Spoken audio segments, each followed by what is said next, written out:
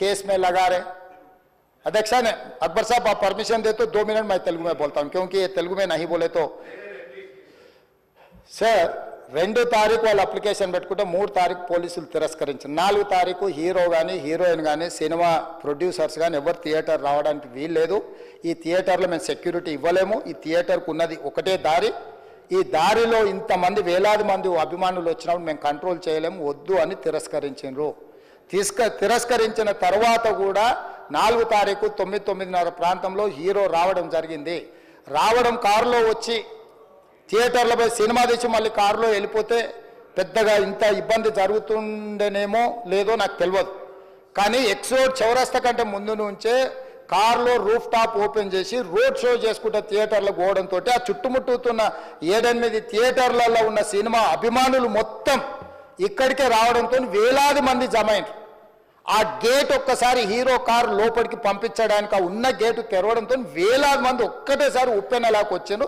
ఆ ఉప్పెనలో చనిపోయిన రేవతి, ఆమె కొడుకు, భార్య, భర్త, కూతురు వాళ్ళు అలాగైపోయి కొడుకు తల్లి ఒక పక్కన పోయి ఆ జనాల నుంచి తప్పించుకొని టికెట్ చేసుకొని ఆ తొక్కిసలాటలు హీరోను థియేటర్ లోపలికి తీసుకుపోవాలనుకున్న టైంకి అతను బండి మీద రోడ్ షో చేసి దిగేటప్పటికి వేలాది మంది హీరోని కలవడానికి చొచ్చుకొచ్చారు ముందుకు. అసలు అంటే ఈ రకమైన వాతావరణంలో అతన్ని లోపలికి తీసుకువెళ్ళాల్సిన సందర్భంలో అతను ప్రైవేట్ సెక్యూరిటీ ఇవాళ మనం ఫంక్షన్లలో బౌన్సర్లని మనం చూస్తూ ఉన్నాం. 50-60 మంది సరిగ్గా లెక్క తెలియదు, 50-60 అని అంటున్నారు, నెంబర్ 4 ఎక్కువ తక్కువ. ఆ బౌన్సర్లు అందరు మీదికి వచ్చే అందరు అభిమానులను విపరీతంగా అడ్డంగా ఎట్లా పడితే అట్లా తోయడంతో అటు నుంచి అభిమానులు హీరోని చూడాలి, కలవాలని ఒకవైపు నుంచి వాళ్ళని హీరో దగ్గరికే రానియొద్దని ఆయన ప్రైవేట్ సెక్యూరిటీ వెనక్కి నెట్టడం వల్ల ఈ తొక్కిసలాటలో హీరో థియేటర్కి వెళ్ళి లోపలికి వెళ్ళి చూసినాక పోలీసులు ఈ మొత్తం క్రౌడ్ని ఈ మొత్తం అక్కడ ఉన్న జమైన జనాలను అందరిని కూడా తీస్తే ఒక తల్లి కొడుకు అక్కడ శవాలుగా పడి ఉన్నారు.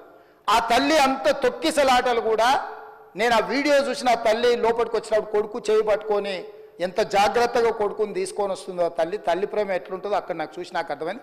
ఆ శవాలుగా మారిన తల్లి కొడుకు చెయ్యి ఇడవలే అధ్యక్ష, అట్లే చెయ్యి బిగ్గర పట్టుకొని పోలీసు వెళ్ళి చూస్తే ఆ తల్లి ఆ పిల్లగాడు ఆ తల్లి ఆ చెయ్యి వదలకుంటే కన్నబిడ్డను పట్టుకుని తల్లి చచ్చిపోయింది అధ్యక్ష. అట్లాంటి సిచ్యువేషన్లో పోలీసులు తల్లిని కొడుకుని హాస్పిటల్కి అక్కడ ఫస్ట్ ఎయిడ్ ట్రీట్మెంట్ చేసిండ్రు. పోలీసులు ఏం డాక్టర్లు కాదు, హుటాహుటిన తరలించిండ్రు. హాస్పిటల్కి వెళ్ళిన తర్వాత తల్లి చచ్చిపోయింది, పిల్లోడు కోమాలు ఉండు. ఆల్మోస్ట్ పోలీసులు పిల్లవాడు కూడా చచ్చిపోయింది అనుకున్నారు. బ్రెయిన్ డెడ్ అయింది, ఆక్సిజన్ అందక ఆ అబ్బాయికి. సో ఆ సిచ్యువేషన్లో వెనక్కి పోలీసులు వచ్చి హీరో గారికి విషయాన్ని తెలియజేసి హీరో గారు వెళ్ళిపోతే హీరో ఎందుకు వెళ్ళిపోవాలనుకున్నారు పోలీసులు అంటే ఇంకా వేలాది మంది అభిమానులు అక్కడనే ఉన్నారు. హీరో గారు థియేటర్లో కూర్చొని ఉండడం వల్ల సినీ ప్రముఖులు ఉండడం వల్ల ఈ బయట జమైన వేలాది మంది అభిమానులు అక్కడ నుంచి పోకుండా అక్కడనే ఉండడంగా థియేటర్ లోపల కూడా బాల్కనీలో టాప్ బాల్కనీలో హీరో కూర్చుంటే కింద నేల కింది నుంచి పై వరకు వెనక్కి తొక్కుట పైకెక్కి హీరో చేతులు కలపాలని కోతులు ఎగబడ్డట్టు కోట మీదకి కోతులు ఎగబడ్డట్టు ఉల్టా పైకి తొక్కిసలాట జరిగింది అధ్యక్ష. థియేటర్ వాళ్ళు పోలీసులను హీరో దగ్గరికి వెళ్ళి చెప్పడానికి కూడా అనుమతి ఇవ్వకుండా థియేటర్ వాళ్ళు పోలీసులను బ్లాక్ చేశారు అధ్యక్ష. ఎప్పుడైతే హాస్పిటల్లో తల్లి చచ్చిపోయిన పిల్లగాడు కూడా ఆల్మోస్ట్ చావు నోట్లో ఉన్నాడు అని తెలిసి పోలీసులు వచ్చి ఏసీపీ వెళ్ళి చెప్పడానికి పోతే థియేటర్ సిబ్బంది లేదు హీరో దగ్గరికి వెళ్ళడానికే వీళ్ళదని చాలాసేపు పోలీసులను కూడా హీరో దగ్గరికి పోనీయలేదు అధ్యక్ష వాళ్ళ ప్రైవేట్ వీళ్ళు. చివరికి ఏసీపీ కోపం వచ్చేసి మిమ్మల్ని అందరిని తీసి లోపల వేయాల్సి వస్తుందని చెప్పిపోయి హీరోకు ఏసీపీ క్లియర్గా ఇద్దరు చనిపోయినరు, మీరు ఇక్కడ కూర్చుంటే థియేటర్లోనగా థియేటర్ బయట ఉన్న వేలాది మంది ఈ సినీ అభిమానులను మేము కంట్రోల్ చేయలేకపోతున్నాం, ల్యాండ్ ఆర్డరు శాంతి భద్రతలు చేయి దాటిపోయినాయి, మేము లాఠీ చార్జ్ చేయాల్సిన పరిస్థితి ఉంది, మీరు దయచేసి వెళ్ళిపోండి, వచ్చిండ్రు చూసిన కదా వెళ్ళిపోండి అంటే లేదు నేను సినిమా అయిపోయే వరకు ఇట్లే కూర్చుంటానని పోలీసులతో చెప్పిండని సిటీ కమిషనర్ నాకు చెప్పడం జరిగింది అధ్యక్ష. అదేవిధంగా ఇంకా కంట్రోల్ కాకపోవడంతో అప్పుడు డీసీపీ పై అధికారి రంగంలో దిగి వాళ్ళ అందరినీ లోపల వాళ్ళు ఎంబడున్న అడ్డుకుంటున్న వాళ్ళను పోలీసులతో జరిపించి చక్కగా డీసీపీ పోయి హీరో గారికి బయట చనిపోయినరు, పరిస్థితి చాలా గందరగోళంగా ఉన్నది, మీరు ఇక్కడ నుంచి కదలాల్సిందే లేకపోతే మిమ్మల్ని పోలీస్ స్టేషన్కు తీసుకెళ్లాల్సిన పరిస్థితి వస్తుంది, మీరు ఇక్కడ నుంచి కదలాల్సిందే అని బలవంతంగా అతన్ని సినిమా మధ్యలో 12 గంటల సమయంలో రాత్రి 12 గంటల సమయం అట్టిట్టుగా ఆ సమయంలో అతను తీసుకొచ్చి బండెక్కిస్తే మళ్ళీ అతను రూఫ్ టాప్ ఓపెన్ చేసి మళ్ళీ చేతులు ఊపుకుంటూ రోడ్ షో చేసుకుంటూ, అంటే తల్లి చనిపోయి పిల్లగాడు చావు బతుకుల మధ్యలో ఉన్నాడు, మీరు వెళ్ళండి అని వెనక్కి పంపిస్తే కూడా మళ్ళీ కారులో రూఫ్ టాప్ ఓపెన్ చేసి చేతులు ఊపుకుంటా అభిమానులను సంతోషపెట్టుకుంటా రోడ్ షో చేసుకుంటా అతను వెళ్ళిపోయింది అధ్యక్ష. పోలీసులు కేసు చేసిరు. కేసు మీద థియేటర్కి సంబంధించిన కొంతమందిని అరెస్టు చేసిరు. అరెస్టు చేసి 10-11 రోజుల తర్వాత పోలీసు హీరో గారింటికి వెళ్ళిండ్రు. మీరు కూడా కేసులో A11 మీ మీద కేసు ఉందని చెప్పడానికి పోలీసులతో దురుసుగా ప్రవర్తించిండు. మీరు ఆ వీడియోలన్నీ కూడా చూసిండ్రు. ఆ పరిస్థితిలో చట్టాన్ని అమలు చేసే పోలీసులు ఆల్రెడీ ప్రాణాలు పోయినాయి. ఒక నిరుపేద తల్లి చనిపోయింది, కొడుకు చావు బతుకుల మధ్యలో ఉన్నాడు. ఆ రోజు కోర్టులో కేసులు కూడా వస్తున్నాయి. కోర్టుకు కూడా మీరు విచారణలు ఏం చేసిండ్రని కోర్టుకు కూడా పోలీసులు జవాబు చెప్పాల్సిన పరిస్థితి ఉండే అధ్యక్ష. దాంతో మాట్లాడితే వాళ్ళు చాలా బాధ్యతారహితంగా సమాధానాలు ఇచ్చారని మా పోలీస్ సిబ్బంది చెప్తున్నారు. దాంతోనే అతన్ని పోలీస్ స్టేషన్కి తీసుకెళ్ళారు అధ్యక్ష. ఇక్కడి వరకు ఒక హీరో, ఒక థియేటర్లో జరిగిన సంఘటనలు, వీటన్నిటి నేపథ్యంలో పోలీసులు వాళ్ళ విధి నిర్వహణ నిర్వహించారు అధ్యక్ష. ఎప్పుడైతే అతను పోలీస్ స్టేషన్కు తీసుకెళ్ళిరో కొన్ని రాజకీయ పార్టీలు పైశాచికంగా ఎంత నీచంగా నన్ను తిట్టుకుంటా పోస్టులు పెట్టినరంటే, అంటే తెలంగాణ समाजంలో మలక్పేట్ बलाला साहब के कॉन्स्टिट्यूंसी के वोटर है, उन लोग मलकपेट के छोटे नौकरी, उसका नौकरी अकबर साहब वो 30,000 नौकरी करता है, उसके परिवार में कोई कमाई नहीं है, एक टिकट 3,000 रुपये में खरीदा, वो बच्चा उनका फैन है बोल के उनके परिवार 12,000 रुपये रखकर 4 टिकट खरीद के पिक्चर को गए. 30,000 महीने को कमाने वाले నెలకు 30,000 జీతంతో పనిచేసి ఒక ప్రైవేటు చిన్న దాంట్లో ఉద్యోగం చేసుకునే తండ్రి తన కొడుకు ఆయన అభిమానాన్ని కుటుంబము 12,000 రూపాయలు 3,000కు ఒక టికెట్ 12,000 రూపాయలు పెట్టి సినిమా థియేటర్కి వెళ్తే థియేటర్లో చనిపోయిన 11వ రోజు వరకు వీళ్ళు ఎవరు హీరో కానీ ప్రొడ్యూసర్ కానీ ఎవరు కానీ ఆ కుటుంబాన్ని చనిపోయిన కుటుంబాన్ని కానీ హాస్పిటల్లో చావు బతుకుల మధ్యలో ఉన్న పిల్లవాడిని పరామర్శించడానికి కూడా పోలేదు అధ్యక్ష. ఇది ఏ రకమైన మానవత్వం అధ్యక్ష? నాకు అర్థం కాలే. ఇలాంటి మానవత్వం లేకుండా వ్యవహరించిన వాళ్ళను పోలీసులు విధి నిర్వహణలో భాగంగా పోలీస్ స్టేషన్కు తీసుకెళ్తే ఒక ఆయన ట్విట్టర్లో పెడతాడు అడ్డగోలుగా 10 ఏళ్ళు మంత్రి చేసి ఉద్యమాలు చేసినామని చెప్పుకునేటోళ్ళు, ఉద్యమాల సమయంలో సినిమా షూటింగ్లో జరగొద్దని దాడులు చేసిన వ్యక్తులు ఇవాళ అతను భగవత్ స్వరూపుడు, అసలు అతన్ని పోలీసులు ముట్టుకుంటారా? అసలు ఈ రాష్ట్రం ఏమైపోతుంది? ఈ రాష్ట్రం ఉంటుందా? ఈ రకంగా రాజకీయ పార్టీలు అధ్యక్ష, రాజకీయ పార్టీలు ప్రజాప్రతినిధులుగా చనిపోయిన ప్రాణాల విలువ లేకుండా చావుకు కారణమైన ప్రత్యక్షంగా పరోక్షంగా అయిన వాళ్ళని పోలీస్ స్టేషన్కు విచారించడానికి పిలిస్తే కూడా అది కూడా తప్పుపట్టి ప్రభుత్వాన్ని బద్నాం చేయాలి, ముఖ్యమంత్రిని తిట్టాలని ఎంత నీచమైన భాష వాడింది అధ్యక్ష. యూట్యూబ్లలో మీరు చూడండి. నాకేముంటుంది అధ్యక్ష? ఏంది ఆ సినిమాకు స్పెషల్ రిలాక్సేషన్స్ ఇచ్చి ఇవాళ సినిమా ఏదైతే వ్యాపారం చేసిందో సినీ పరిశ్రమను ప్రోత్సహించాలని మొదటి వారం అత్యధికంగా సినిమా ధరలతో టికెట్లు అమ్ముకోవడానికి, స్పెషల్ షోలు వేసుకోవడానికి, బెనిఫిట్ షోలు వేసుకోవడానికి ప్రత్యేకమైన అనుమతులు ఇచ్చింది నా ప్రభుత్వమే కదా, మా ప్రభుత్వమే అధ్యక్ష. సినీ పరిశ్రమను ప్రోత్సహించాలనే మా విధానం. ప్రోత్సహించే క్రమంలో తెలంగాణ ప్రజల ప్రాణాలు తీసుకుంటే కూడా వాళ్ళని ఏమనొద్దానంటే మీరు లా చేయండి అధ్యక్ష. మరి స్టేట్కు లా అథారిటీ ఉందో లేదో నాకు తెలియదు, కానీ star, film star, super stars or political stars is having some special privilege. If they murdered anyone also we need not to prosecute or otherwise we need not to book any case against these personalities అని మనం మీరు చట్టం చేస్తా అంటే సినీ ప్రముఖులకు కానీ రాజకీయ ప్రముఖులకు కానీ స్టార్లని ఫీల్ అయ్యే వాళ్ళ పట్ల ప్రత్యేకమైన చట్టం ఉంటుంది, వాళ్ళ మీద కేసులు పెట్టొద్దని మీరు ఏమైనా చట్టం చేస్తే ఆ చట్టం అమలు చేస్తాం అధ్యక్ష. ఈ రోజున్న డాక్టర్ బాబాసాహెబ్ అంబేద్కర్ ఇచ్చిన చట్టం ప్రకారము దీనికి కారణమైన వాళ్ళను ప్రత్యక్షంగా పరోక్షంగా కారణమైన వాళ్ళందరి మీద కేసులు కట్టి పోలీసులు విచారణ చేయాల్సిందే, బాధితులను శిక్షించాల్సిందే అధ్యక్ష.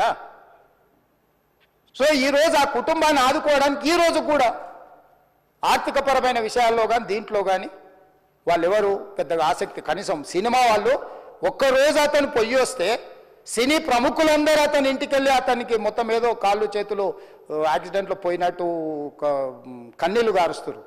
ఈ సినీ ప్రముఖులు ఒక్కరైనా హాస్పిటల్కి పోయినరా అధ్యక్ష? నేను సూటిగా తమ ద్వారా సీని ప్రముఖులను నేను అడుగుతున్నా అధ్యక్ష. తల్లి చనిపోయి 9 సంవత్సరాల పిల్లగాడు బ్రెయిన్ డెడ్ అయ్యి ఆక్సిజన్ అందక 20 రోజుల నుంచి హాస్పిటల్లో కోమాలో ఉంటే ఈ సినీ ప్రముఖులు ఒక్క రోజు కోసం పోలీస్ స్టేషన్ పోయిన ఇంటికాడ క్యూ కట్టి ప్రభుత్వాన్ని తిడుతున్నారు, నన్ను తిడుతున్నారు, అతన్ని పరామర్శిస్తున్నారు. ఏమైంది అధ్యక్ష? అతను కాలు పోయిందా, కన్ను పోయిందా, చేయి పోయిందా, ఏమైనా కిడ్నీలు దెబ్బతిన్నా, ఏమైంది? అతన్ని ఇంతమంది సినీ ప్రముఖులు పరామర్శించారు, కలిసిండ్రు, అభినందించారు. కానీ ఆ పిల్లగాన్ని కనీసమన్నా పరామర్శించడానికి సినీ ప్రముఖులు ముందుకు రాలేదంటే సినిమా ఇండస్ట్రీలో ఉన్న ప్రముఖులు ఏం ఆలోచన చేస్తుండ్రో, ఏం కోరుకుంటుండ్రో నాకైతే తెలియదు. 100% जो भी अकबरुद्दीन ओवैसी साहब ने जो मुद्दा उठाए, वो मुद्दा के लिए मैं ये बात कह रहा हूं, सचमुच बोल रहा हूं, ये शर्म की बात है. 20 दिन के बाद भी एक दिन के लिए उनको पुलिस स्टेशन को लेकर गए तो हाईकोर्ट भी इमीडिएट अजर्नमेंट मोशन, लंच मोशन ले लिए, उनका बेल भी दे दिए, सब कुछ है. आधी रात को 11-12 बजे अपने लोग बोल रहे थे जेल का दरवाजा खोलो, 12 बजे उनको छोड़ो. अरे भाई कहां है प्रोविजन? कहां से छोड़ू मैं? कोई मेरा घर का मामला नहीं है. मेरा घर का मामला है तो मेरा गेट निकाल के आने वाले जाने वाले को मैं बोल सकता हूं. जेल का दरवाजा मेरा हाथ में नहीं है, कानून के हिसाब से चलाने का है मेरे को. रात 12 बजे अरे वो फिल्म स्टार है उसको छोड़ दो. भाई अगला दिन मैं रहे तो ना फिल्म स्टार को छोड़ने के लिए. अगर आधी रात को 12 बजे किसी को जेल से छोड़ने का कोई लॉ है तो बोलो, मैं भी लागू करता हूं. तो इसीलिए ये इतने फिल्म स्टार कोई भी दवाखाने तक नहीं गया, छोटे बच्चे को नहीं देखा अकबर साहब. ये अफसोस की बात है, शर्म की बात है. सचमुच बोल रहा हूं मैं.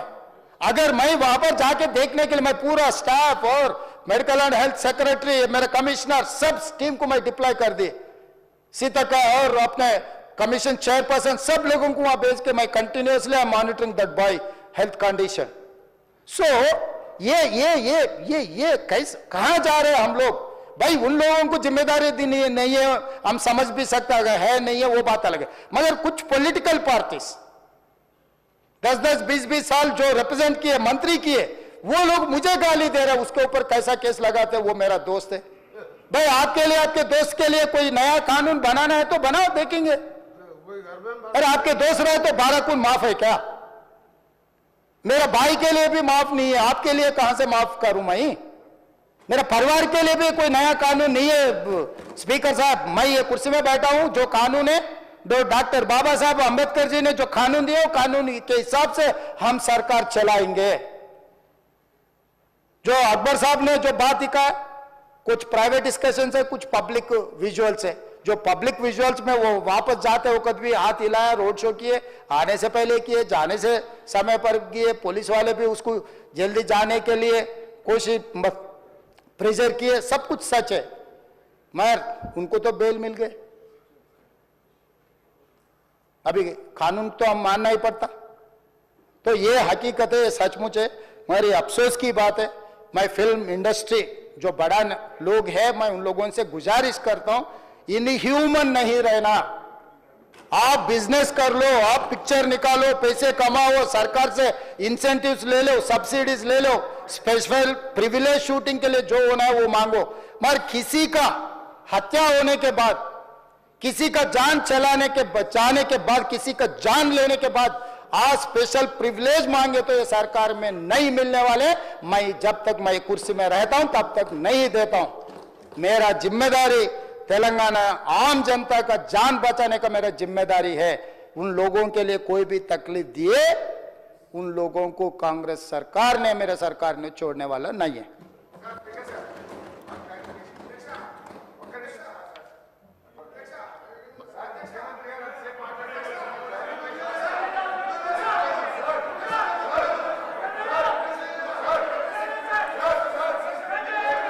Honorable Speaker sir,